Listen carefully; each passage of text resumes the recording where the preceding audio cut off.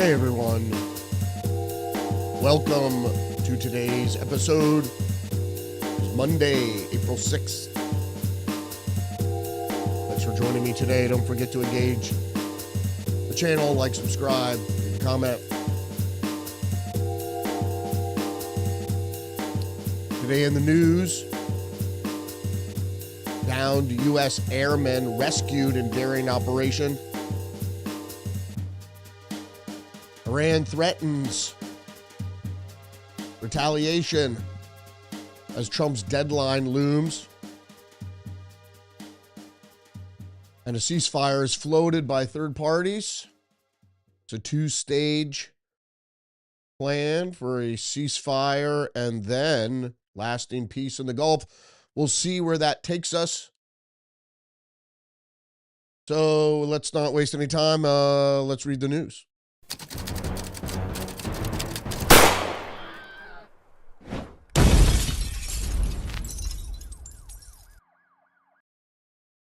All right, we're going to start with a New York Post here. How U.S. used SEAL Team 6 and a CIA ruse and death from above to rescue missing F-15 airmen in Iran. They've been schwacking dudes chasing him. That's according to the story. The U.S. rescued a missing F-15E airman deep inside Iran with an incredibly complex and daring mission that involved SEAL Team 6, a CIA ruse, and a hastily constructed forward airstrip in hostile territory and patrols of friendly aircraft that gave the U.S. Air Force colonel cover. The life or death race between the U.S. and Iranian forces to find the seriously injured airmen outside Isfahan over 2 days, culminating in the crew members' extraction by America's most elite commandos and a firefight with local militias that were hunting him. So basically, the understanding here is that they used a hastily constructed airstrip. It wasn't really an airstrip. It was a strip in the desert where two C-130 aircraft landed and then got stuck in the sands there. So purportedly what we understand is that there were also two helicopters that got stranded there. So it's unclear exactly what happened. So there were, a report said a total of 4 aircraft got stuck there. 2 C-130s and 2, I think, Apache helicopters. How they got stuck there, it's unclear.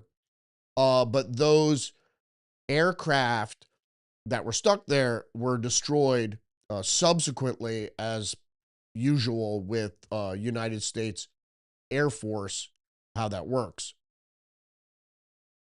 All right, let's move on with the headlines or with this story. So if you didn't know what was going on, there was a downed F-15 aircraft. The pilot, who both crew members ejected safely, the pilot was recovered within 24 hours. And then the weapons officer, the second airman in that aircraft, it took almost 36 hours to get him. He was severely injured. He climbed up a mountain and hid in a crevasse where he was rescued. There was some back and forth communications. He obviously activated his beacon so they knew where he was. And then he communicated via radio, supposedly saying God is good. That was the key signal to identify him, and they went in and got him. Supposedly over 100 servicemen, mostly special forces, were involved in the operation. He was rescued, thank God, because if he was captured, that would be very bad. I mean, the war is already not popular with the American public, but to have an airman paraded in front of cameras in Iran would have made things even worse. As I reiterate once again, I wasn't for this operation. I think it was a bad move, a bad choice, and I'm not really for war. But the war is happening now. So what are we supposed to do? We're supposed to cover it and hope that it ends soon and that obviously we win. When, where does that come in a settlement? Are we going to win necessarily?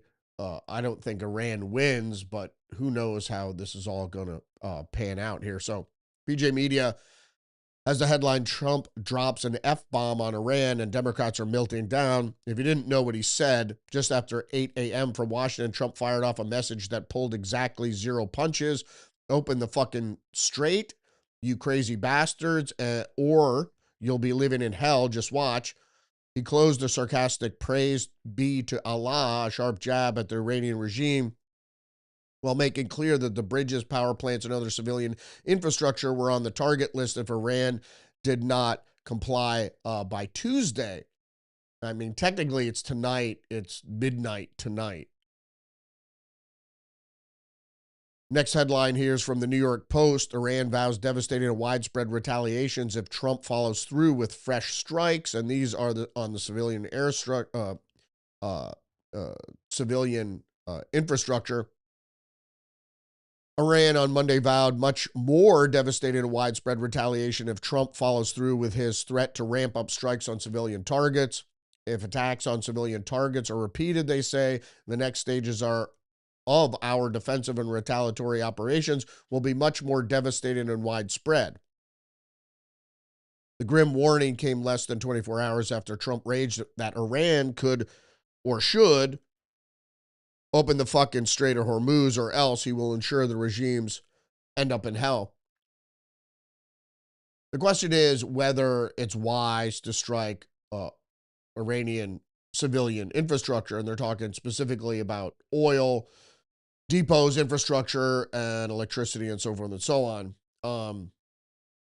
I don't know if that's a good idea, but the only thing the regime is obviously answering to is military pressure. So I don't agree with this whole operation, and then we're going up the escalation ladder as conflicts often do. Getting back to the story, though, it says the threats from both sides were lobbed just as Iran and U.S. received a draft proposal late Sunday calling for a 45-day ceasefire and the reopening of the Strait of Hormuz. The proposal from Egyptian and Pakistani and Turkish mediators is banking on a 45-day window to provide enough time for talks to reach a permanent ceasefire. Neither Iran nor the U.S. have responded to the proposal.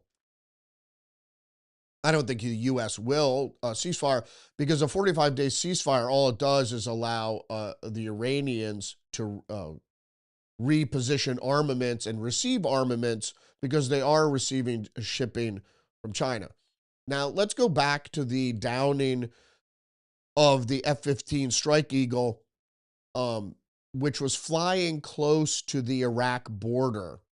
You might have seen the region where it was. It's a desert region that's between mountains in Iran and Iraq. And it might very well have been an Iraqi aircraft battery or Stinger missile in Iraq, because there are no known air defenses in that barren region of Iran there. So the question being is, how did this F-15 Strike Eagle. Now, people are reporting that it's a stealth fighter. No, that's the F-35. The F-15 Strike Eagle is actually a pretty old aircraft in terms of technology. My bet is it was either a Stinger missile, which is a shoulder-fired anti-aircraft missile, or an aircraft battery that had been placed in northern Iraq, or I guess it would be eastern Iraq, by Shia militia there in that country. That's what I think, because Iraq wasn't targeted by the operation. So it leads me to believe that it was in that border region. And so that's my take on it in any case. All right, moving over to Zero Hedge. Iran rejects direct U.S. talks amid escalation. Sorry, so Iran rejects direct U.S. talks amid escalation as Israel attacked key petrochemical plant at South Pars gas field. Now, the South Pars gas field is one of extreme importance. It's the biggest in the world and really important to Iran, specifically offering liquid natural gas to Iran proper, but also they ship it out as well. But this is why Israel attacked it, and this is before the electrical grid, because they have to put pressure on the regime. Going back to the article, Sunday night Axios report on a U.S. proposed 45-day ceasefire has by Monday morning been rejected by Iran. Diplomatic talks are absolutely incompatible with ultimatums, crimes, and threats to commit war crimes, said the foreign minister. Israel strikes large petrochemical plant, which I just talked about, and there's another extension, what would be a 10-day deadline to Iran. So that's interesting. If this is true, is there another 10-day extension for strikes on civilian infrastructure? Now, there are a lot of people speculating out there that the attacks on the infrastructure might very well be a war crime. I don't know. When you're at war with somebody, what's a war crime? Specifically targeting civilians, killing civilians, that's a war crime. Targeting civilian infrastructure, I mean, the regime that you're fighting is also using the electricity. So it's kind of hard to cut off the electricity just to the regime and not to everyday people. So it depends at what length. The problem is they don't want to attack civilian infrastructure because it's going to take years and sometimes decades to rebuild. We'll see. Moving on to Fox News, Iran war's near completion. As Trump eyes deadline, what the end game could look like, U.S. strike hits one of Iran's largest bridges. That was last week. This is from April 6th. Well, this is today. As Trump warns, much more will follow. Well, Trump says we're going to finish the job and we're going to finish it fast. We're getting very close, Trump said Wednesday night, adding that U.S. forces will hit them extremely hard over the next 2 to 3 weeks and bring them back to the Stone Ages where they belong. His rhetoric is getting more and more inflammatory. Whether that harms, hurts, or is good is another thing entirely. So moving on to another big aspect of what's happening here, Zero Hedge. NATO was a big loser in the Iran war. NATO members are not legally required to join any members' military operations that are not formally sanctioned by the alliance or not aimed at protecting the homelands of their memberships, but they often do just that. Oh, I thought there was more text to that story.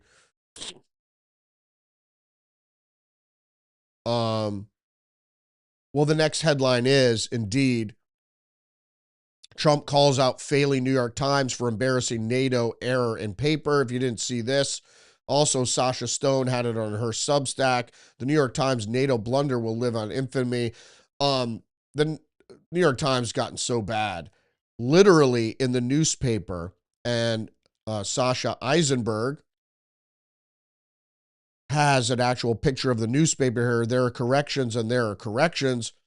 Does the New York Times know what NATO stands for? A North American Treaty Organization without America. It's the North Atlantic Treaty Organization, if people didn't know. That's the big. And the New York Times has gotten so bad. It's really gotten terrible. And that's an issue I have. I've been subscribing to the New York Times since I was 12, reading it pretty much daily. Not so much anymore because first it was the magazine that went south, right? Then it was certain sections of the newspaper went south. And by going south, I meant they started inserting their bias into the newspaper, like into actual news reporting. I mean, it always had bias, right? But when they reported the news, they were reporting like what journalism is supposed to be, just reporting facts. Um, and if you know anything about journalism, there's always a little bit bias in there. But you can usually just kind of, scrape it off, so to speak, because they just report facts and then they come to their own conclusions, or they might put their conclusion in the lead and whatever, and then firm it up.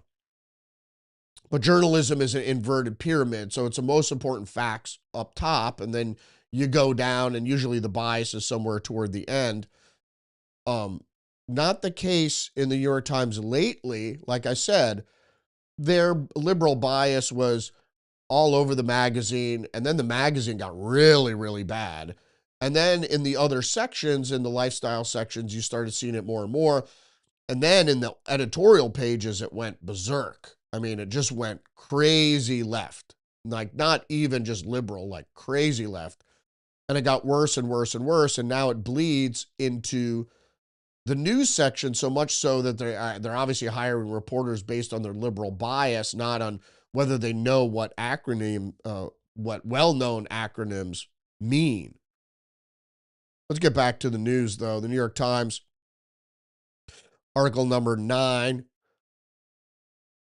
We don't have a lot to go through today. In there, hold on a second. We only got 29 headlines to get through. New York Post. Trump says U.S. could easily take the Strait of Hormuz, make a fortune over oil exports. Okay, this is like, I should have had some interviews from Face the Nation recently. There was the former CENTCOM, Central Command general, that has been a pundit on CBS, and for the past few weeks has been on Face the Nation. And he said, Frank, what the hell is his name? It's off the tip of my tongue now. He said that they could easily open the Strait of Hormuz with air and naval power. However, you're putting your naval power at risk in the Strait of Hormuz. Missiles is the problem. Anti-ship missiles is the real problem. Mines, also a problem.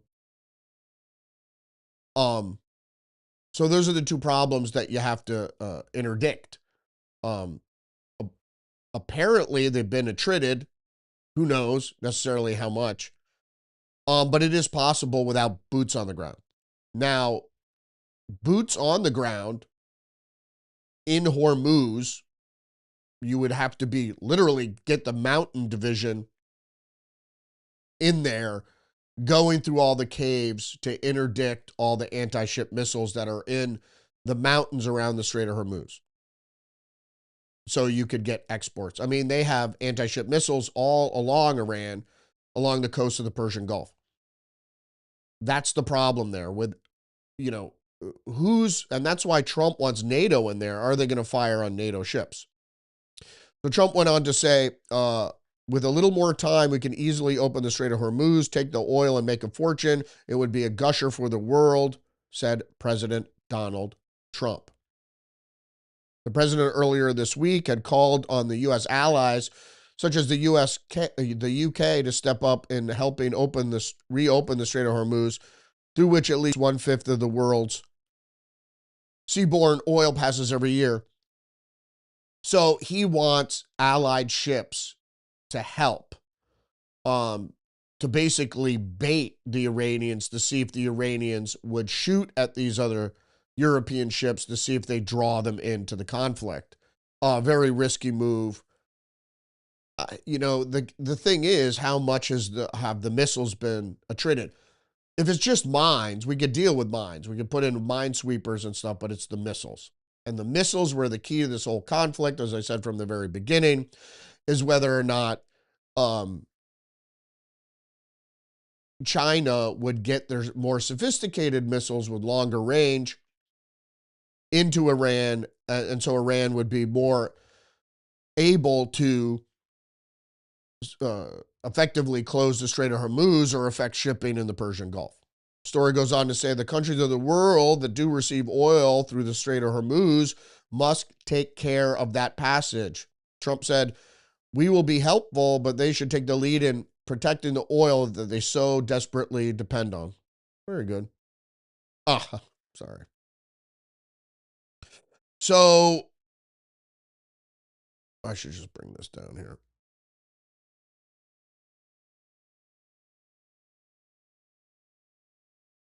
I'm still a little I'm recovering from what was a severe head cold that took quite a few days to get over.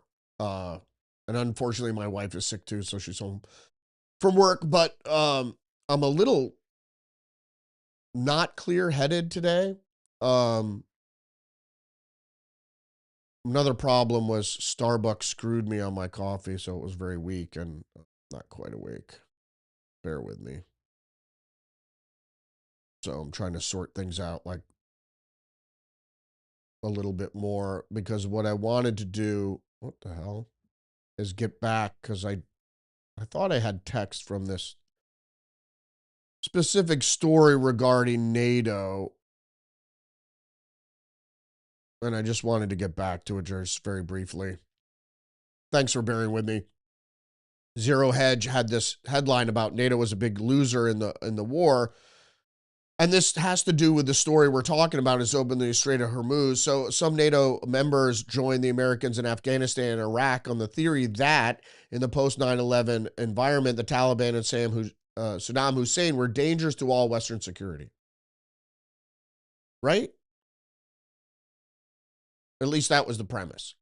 So if you use that premise, isn't the same have to do with Iran? Even more so if they demonstrated that they have intercontinental ballistic missiles that could reach Europe, with a range over 2,000 miles, supposedly. They followed the precedent set by America's 1999 intervention in the distant Balkans, leading a 3-month NATO campaign to dismantle Slobodan Milosevic's often bloody ambitions of the greater Serbia.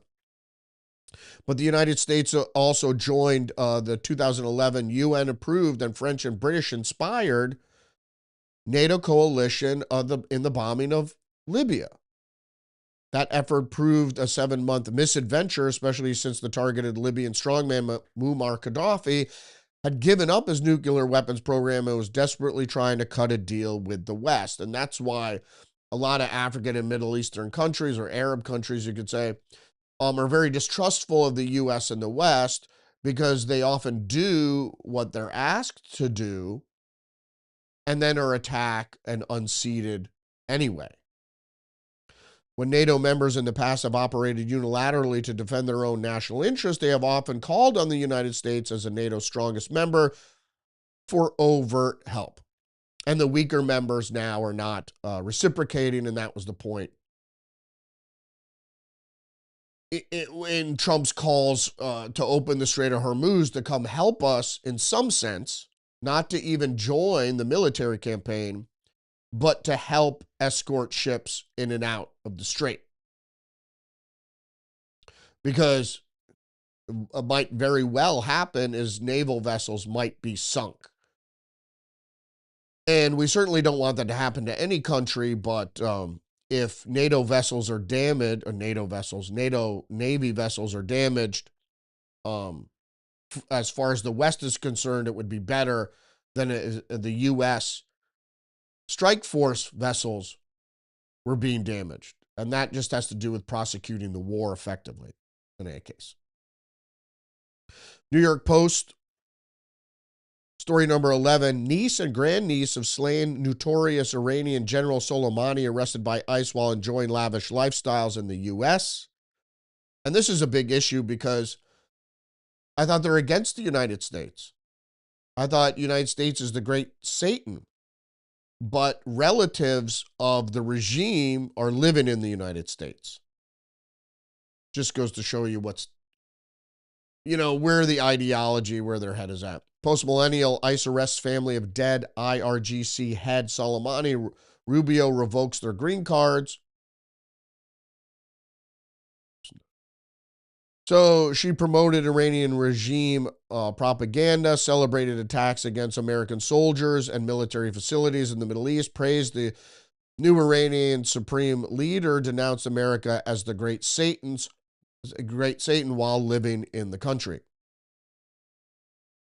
That's why, having enemies of the United States and, protected in the United States as either diplomats or legal residents with green cards and stuff, that has to be disallowed for sure.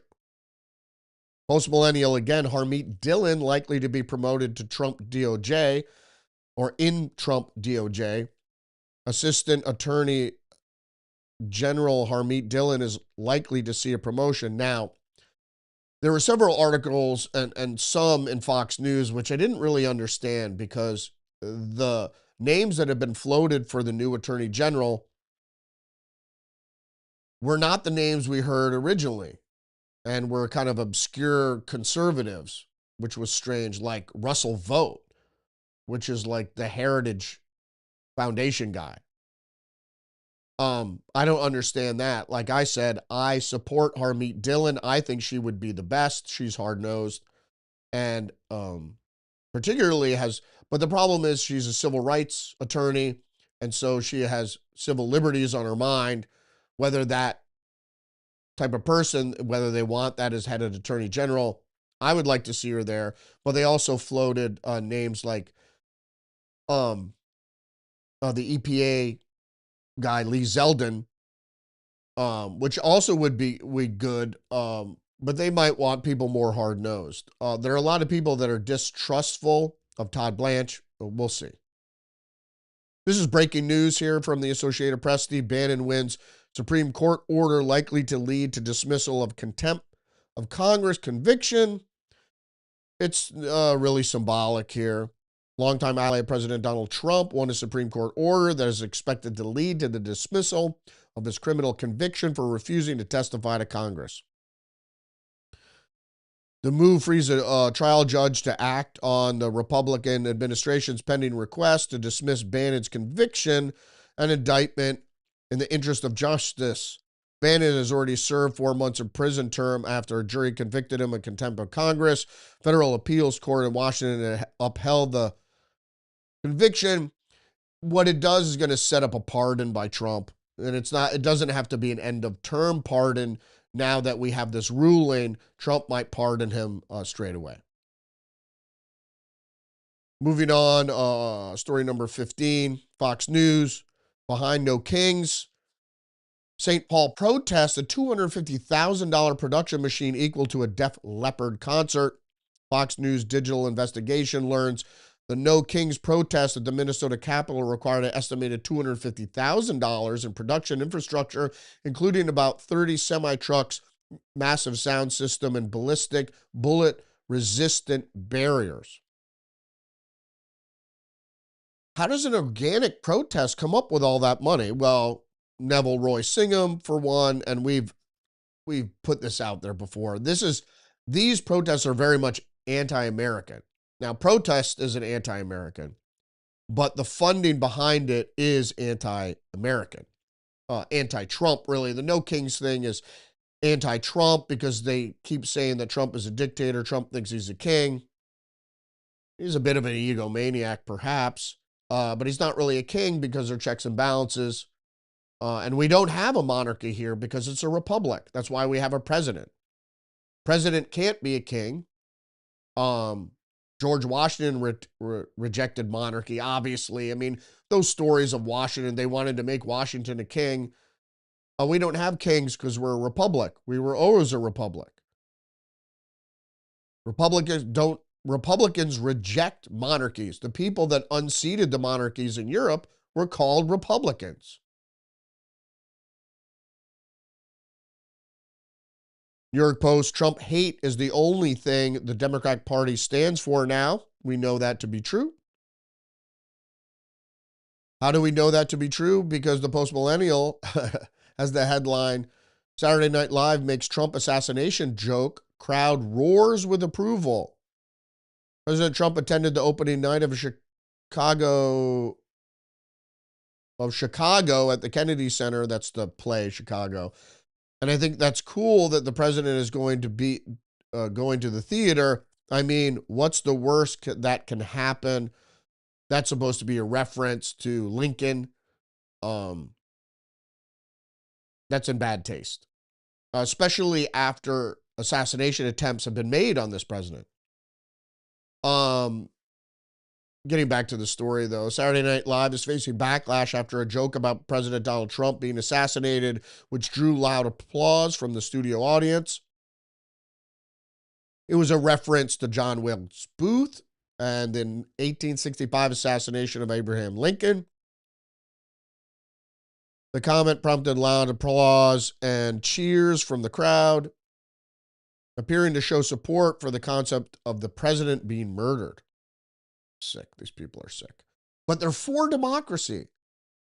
You know what I mean? There's a disconnect there. How could you be for democracy and then cheer assassination of a duly elected president? Which brings us to our next headline, Fox News. Fetterman says moral clarity drives his widening break with the Democratic Party. Pennsylvania senator criticized Democrats who campaigned with streamer Hassan Piker, who has defended Hamas and said America deserved 9/11. Well, that's not true. Fetterman criticized Democrats who campaigned with streamer Hassan Piker. In one of Piker's more widely criticized moments, he said in a stream in 2019 that America deserved 9/11. Which is just, first of all, it's naive because Islamists did not take down the Twin Towers. They were involved in an FBI ruse in the 1990s bombing of the World Trade Center, but not in this most recent thing. Piker also said he called religious Jews inbred, defended Hamas as being 1,000 times better than Israel, and mocked discussions of anti-Semitism on college campuses, says it doesn't matter if rapes occurred during Hamas's October 7th massacre of Israel. I mean, he's playing to his base, whatever, but the thing is you're taking sides in this dichotomy is, first of all, it's wrong because October 7th wasn't organic Muslim thing. It wasn't.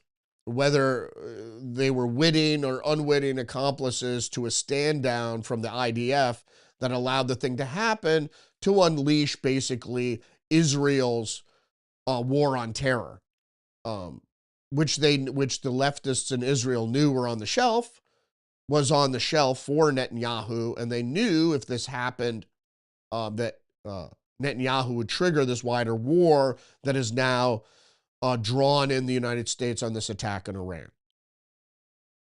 Why Trump did this and failed to see it, it's hard to say. Democrats have to decide whose side are you on. Are you proud to stand with that kind of individual or stand with Israel? Fetterman said, I may have lost the socialist vote and the pro-Iran vote in my party, but that's part of my parties that's growing, unfortunately. That used to be the Democratic Party position. We'd never, ever shut our government down. That's the wrong thing. You're going to hurt workers. You're going to hurt America.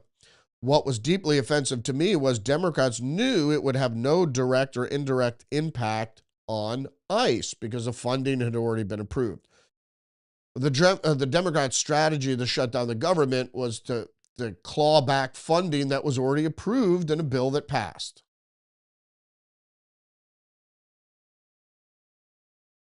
More reasons to break with the Democratic Party. Post-millennial illegal immigrant causes crash in attempt to evade ICE in Maryland, hospitalizes himself. 2 agents, the illegal alien broke our laws, resisted arrest, sent 2 ICE law enforcement officers to the hospital, and endangered the general public. It's a statement from DHS. Criminal. I mean, if you're a legal alien in this country and you're apprehended by ICE, just go home. You know, the point is like, you should probably self-deport. And DHS has said if you self-deport, you're likely be able to come back, other than doing stuff like that. But a lot of these people are criminal illegal aliens are going for, and criminal illegal aliens will not be allowed to come back. Illegal immigrant was allegedly responsible for a multi-car pileup crash involving immigration and customs enforcement after he tried to evade ICE. According to the Department of Homeland Security, DHS addressed the situation as a Democratic politician claimed that agents had rear-ended an asylum seeker. He was a Maryland dad. I don't know if he was a dad. Ever Alvarenga, described as an asylum seeker, was driving to work when he was rear-ended by ICE and suffered significant injuries to his head, chest, back, and hands. He was a Honduran illegal alien who has had a final deportation order since 2018. So he's not an asylum seeker. The asylum was rejected. Like I said previously, is a well-known fact that 90% of asylum claims are rejected because they're economic migrants. They're coming here for a better economic opportunity, not because they're targeted by the government or other organizations within their country that are targeting not their livelihood, but their lives. He fled ICE when he was at ICE tried to arrest him. He fled in a vehicle at a high rate of speed, slammed on his brakes, and caused a multi-car pileup. And there's more. Post-millennial. Legal immigrant charged after high-speed chase kills pregnant teen, her unborn child in Ohio. No, this is a different story. Officials say the pursuit lasted less than 3 minutes and covered about 5 miles, with speeds reaching approximately 124 miles per hour. Federal immigration authorities have filed a detainer against a man accused in a deadly Ohio crash that left a pregnant teenager and her unborn child dead. Case is still unfolding. Tarsem Singh, an Indian national, has been indicted on charges including vehicular homicide, involuntary manslaughter, and reckless homicide. According to the U.S. Department of Homeland Security, is being held on $1 million bond. The incident began on February 16th in Darke County when a sheriff deputy spotted an SUV traveling about 25 miles per hour over the speed limit. Authorities said the deputy attempted to catch up and paced the vehicle at roughly 100 miles an hour. When emergency lights were activated, the driver accelerated instead of stopping. And then, of course, we know he caused that crash and killed people. You're not supposed to be here. PJ Media, stop calling it gender-affirming care. This is Article 21. It's gender-rejecting care. So this is what the Democrats always do, and this is not anything new. We know it from 1984. Newspeak.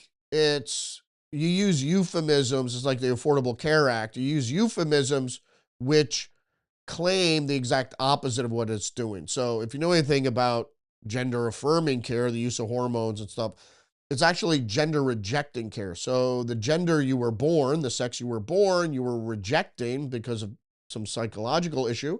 Not completely. I imagine that some effect to your endocrine system or might very well, or your hormonal system might very well lead you to feel more feminine if you're a man, or more masculine if you're a woman.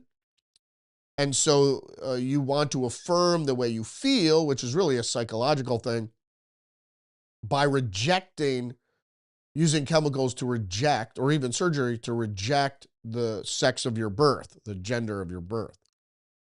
And that's what it is. And I started calling it that early. And then RFK Jr. picked it up. I don't know if it was necessarily from me. And now we have headlines about it. National Review study adolescents who receive gender reassignment have worse mental health. New medical study out of Finland has found that gender dysphoric adolescents and young adults who were subjected to gender reassignment interventions had worse mental health outcomes than a control group who did not receive such bodily alterations. The study tracked 2,083 people who had sought medical services for gender confusion between 1996 and 2019. The findings are quite specific from psychiatric morbidity among adolescents and young adults who contacted specialized gender identity services in Finland. And the study says, as you might imagine, is once the surgery takes place, they're even more messed up. And we've been hearing about people that are suing psychiatrists to lead them down this path. And also from people who smarten up. I don't know, smarten up or get more clear-headed, and they realize they did themselves a real disservice by mutilating themselves. Speaking of crazy, Fox News, Ayanna Pressley ripped for calling evictions an act of violence. Words are violence, and now evictions are act of violence. Pressley's 2024 financial disclosure shows, though, that their family holds up to $8 million in assets from 4 rental properties in Massachusetts. She said eviction is an act of violence. She said in a video posted to social media, and we have to do everything to prevent it, to prevent evictions. It degrades the health of communities. There's a great stigma associated with it. Housing is a human right. No, it's not a human right. First of all, I'm for a social safety net. I believe everybody should be fed and clothed and housed. I believe that in my heart. So if you want government programs to do that, unfortunately, I think it should be poor, because then there's no, if it's at a middle class level, then why would anybody want to work or do anything to help themselves? So you could survive in a poor state, or you could work. And surviving in a poor state is better than not surviving or trying to survive on the street or what have you. That's my personal point of view. Unfortunately, here it's against the law, and this is what Biden tried to do, which was unconstitutional during COVID. He put a moratorium on eviction. If you ever try to make a living by investing in property and renting it to people, a lot of people that do this have a mortgage. And so if you stop paying the rent, that means the landlord can't pay their mortgage. So how is that fair to them? And another thing is personal responsibility, individual responsibility, is that if you go into a housing unit, you sign a lease and you agree to pay. So you're in breach of what's known as a contract, and you can't, if you can't fulfill your end of the contract, you're evicted. And eviction doesn't happen overnight. It's over a 3-month period where you can find other housing. And usually during an eviction, you don't have to pay rent. So the law affords you a great deal of latitude. So is it violence? No, it's not violence. You don't know what violence is. If you call that violence, or you call words violence, you don't know what violence is. So a journalist, Brad Palumbo, said, "Great. When can I move into your house for free?" He said of Ayanna Pressley. The only violence is the statement and what Ayanna Pressley is doing to the meaning of the words in the English language. And then a spokesman for Pressley says evictions are destabilizing life events with devastating consequences for the physical, financial, and mental well-being of those evicted. Still not violence. Who are disproportionately women and families with young children. That's not true. You need to get an assistance. If you get on assistance, you get on Section 8, then you will permanently be funded for housing. Problem is people don't want to do that. And the thing is too, is that in a lot of municipalities, there's or states, there is a waiting list to get on Section 8. So people that really need it can't get on it because they're able-bodied young men and so forth and so on, and able-bodied young women who could work that are on Section 8, that if they got off Section 8, that would open a spot for people that really need it. Or just quickly on the Artemis 2 space mission, which is interesting to me to note, is that I didn't know it was the longest manned space mission. I don't mean longest in time, but the furthest out, which is something to be heralded. Wired, 5 moon mysteries that Artemis mission could finally solve. The moon is just not a barren rock orbiting the Earth. Artemis missions could answer the great unknowns. You tell me if you think this is important. What is the origin of the moon? How much water is on the moon and what is it like? What is the moon's internal structure? Why is the dark side so different? And it is because it's interesting that we've never seen the dark side of the moon. What has happened to the lunar magnetic field and the moon midpoint or space laboratory? Well, we're planning on putting a colony, a base on the moon, so that's interesting. So next year's mission will then, I think, put a lander on the moon, and then the year after that, the Artemis 3 will then put men on the moon, or women, I imagine. But the real thing is that it's interesting is the dark side of the moon, as Pink Floyd has often said, we don't know how it differs from the light side of the moon, and we will get some insight into that too. So that's interesting if you're into science. I didn't really comment on the Artemis mission because it is what it is. National Review, the People's Republic of China. It's not a republic and it's not of the people. The proud history of reckless and dangerous experiments. And this is pretty interesting. I want to read this to you. It was for the sake of this world ambition that Mao had embarked on a superpower program in 1953, insisting on a breakneck speed and taking hair-raising risks in the nuclear field. The most scary of these came on October 27, 1966, when a missile armed with an atomic warhead was launched 800 kilometers, about 500 miles, across northwest China over sizable towns, the only such test ever undertaken by any nation on Earth, and with a missile known to be far from accurate, putting the lives of those in its flight path at risk. 3 days beforehand, Mao told the man in charge to proceed, saying that he was prepared for the test to fail. It didn't fail, thank God. And as we see in China's scientists' pursuit of genetically edited babies and the use of artificial intelligence, biological weapons programs, including marine toxins, giving AI control of military satellites for brief periods, and the occasional accidental sinking of a nuclear-powered attack submarine, this is still a regime that is willing to take jaw-dropping risks in order to get what it wants. But back to April 2020. The like of the NPR science desk editor Jeff Brumfield assured us that Chinese scientists were super careful. Thus, the lab leak theory had been debunked. It's amazing what can be deemed unthinkable when you refuse to think of something about something like this. And when we first tested the atomic explosion in Alamo, in New Mexico, they were afraid that they would ignite the entire atmosphere and it would burn everybody upon Earth. But they did it anyway. So mad science is everywhere, but the Chinese are the worst at it because they have the People's Republic. The people don't have any say in whether the Chinese Communist Party should undertake these sort of dangerous experiments.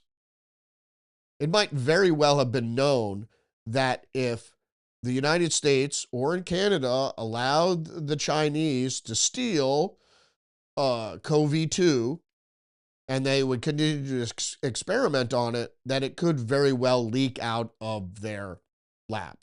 Well, that was the notion anyway. I think it was a planned release because the timing was suspect, certainly.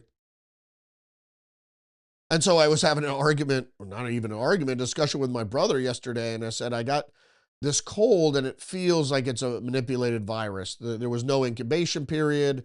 I never felt this sort of sick before. Usually when I get a head cold, it starts in the throat and then you feel the normal little bit of feverish, and then for 2 days feeling kind of lousy, and then it clears up. It was way longer than that, and the feeling that it gave me was nothing I'd experienced before. And my wife, who subsequently got sick, reiterated that fact. But anyway, I told my brother, I go, it seems like it's another manipulated virus. And he goes, what do you mean manipulated? I'm like made in a lab. And he goes, oh, I said, like COVID. And he goes, oh, don't go there. So he's still in the mindset of that it was some sort of zoonotic transmission from bat soup or a pangolin or something. And most people don't even accept that theory anyway, because even Jon Stewart, said, it happened in the town where there's a lab that, the coronavirus laboratory. And he doesn't know anything about the experiments at Chapel Hill and CRISPR or anything like that. And these experiments, documented experiments, were actually going on. So to dismiss out of hand that they don't happen, or that Lyme disease or any other of these pathogens could have originated in a laboratory, is just naive, ignorant. I like to use that word now because the root word of ignorant is ignore, which means you're just ignore the facts. You don't want to hear it. Ignorant. Zero hedge. I should have brought it back as word of the day. Zero hedge. EU Parliament shocks Brussels. Chat surveillance rejected and deportation centers approved. So two things that are happening in Europe, because there's still democracies there, and mostly because the public rejected them. And so for the governments to have any democratic legitimacy, they would have to reject the things that are widely rejected by the populace, which is A, unfettered immigration that has turned Europe really into a divisive pockets of real divisiveness, particularly because of the Muslim hordes that came into Europe during this sort of appeasement, turned out to resist assimilation to the point where they were attacking the native population in great haste and with fervor. And also chat surveillance, which basically means AI allowing this internet surveillance to take hold, which is the cornerstone of free speech, is being able to talk on the internet, A, to real people, and B, real people's comments not being censored. Story number 27, study warns AI chatbots amplify foreign propaganda by generating reports based on more propaganda. If you didn't know, the study from the Center for Cyber and Technological Innovation found that major AI platforms frequently cite state-aligned media sources when answering questions about global conflicts. According to the report, state-aligned propaganda appeared in 57% of the responses. So basically, it means whether it's the U.S. or Iran or anywhere else, is that AI will give you answers that are reported by state-aligned media, which even the supposedly corporate media in the United States follow the doctrine of, when we're in conflict, is to protect the state in which you're broadcasting from. So it's going to give a rosier picture. If you inquire in the United States about the United States' prosecution of the war, and if it's from Iran, you're going to get that point of view. And that's something that you should do anyway when you look at the news, is that you have to kind of filter out the bias by looking at all different sources, because the truth is somewhere in between. Not always in the middle, but somewhere in between. Wall Street Journal, story number 28. Brands adopt no AI disclaimers to stand out amid the slop. Marketers move ahead of growing consumer skepticism by labeling content that doesn't use AI, which we need. We really need to be against AI as humans, because it's the corporate backers that want to undermine labor and human endeavor with AI. And people should be rejected out of hand, just so you provide a balance in this development of AI, which you should automatically reject it. It's not cool. It's stupid. I mean, is it helpful when you search and you don't want to spend too much time online? Maybe. But then again, as we found out from the last headline, you still have to have discernment. Axios, behind the curtain, Sam's superintelligence New Deal. Now, this is a really important article. They're talking about Sam Altman.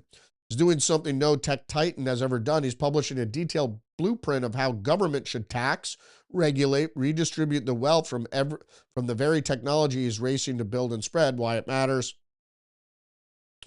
AI superintelligence, look at this middle paragraph here, is so close, so mind-bending, so disruptive that America needs a new social contract. He says on the scale of the progressive era in the early 1900s and the New Deal during the Great Depression, the threats of inaction, of slow action are grave, Altman warns. Widespread job loss, cyber attacks, social upheaval, machines can't control.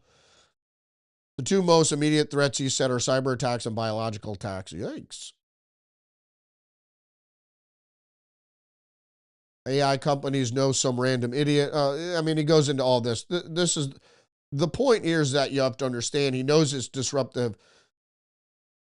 He knows it's disruptive, and he says, well, governments have to join the people in not just resisting AI as a matter of course, to give humanity power against this growing technology. However, he wants a new deal because he knows it's going to take all the jobs, and so what's at the base of the New Deal? Of course, universal basic income. Public wealth fund from AI to fund UBI. Robot taxes, tax on the use of robots. Reducing a four-day work week. It doesn't matter. No one will be working. Right to AI. A plan frames AI access as being a foundational as literacy, electricity, and the internet. Says access should be affordable for work or small business, of course. Containment playbooks for rogue AI, or just AI in general, I say. It doesn't have to be rogue AI, just containment playbook for humanity to provide a resistance, as a matter of course, to AI from humanity.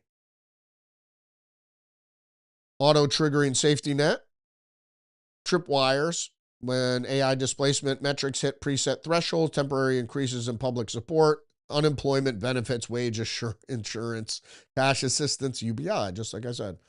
Got to read between the lines. Let's stipulate that Altman has every reason to hype the technology to raise more money at higher valuations and to position himself through the architect of plan to protect us from AI. Yeah, there are many companies developing this. The point is that he knows what's coming, and he's going to do what we've all, he's doing what we need to do. And what is that? That is to resist AI. So he's trying to, and this is what the whole government thing and UBI, this is why the policy has been for UBI, creating UBI and creating all these things, is because they know it's going to be disruptive, put people out of work. And the next thing you do, so you need to be distracted. You need to be distracted by virtual worlds and video games and all these things. And you receive UBI credit so you can still buy food until the next pandemic where everybody dies. And it's coming. Thanks for joining me today. Don't forget to engage the channel, like, subscribe, leave a comment, share the podcast. About 29 headlines that we got through today. Appreciate you joining me today. Don't forget, you're under attack psychologically and biologically. Say hip to the trick. Join me every day, Monday through Friday, 10 a.m. live stream. Rumble, YouTube, BitChute, X, Facebook. You can also find me on Getter, Minds, Substack, and Spotify. How did we do? I think it was about an hour, right? Exactly. Thanks for joining me today. I'll see you tomorrow. Respect.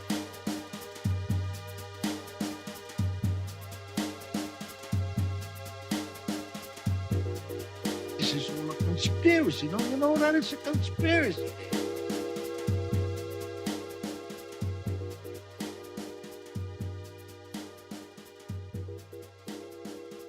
The New World Order.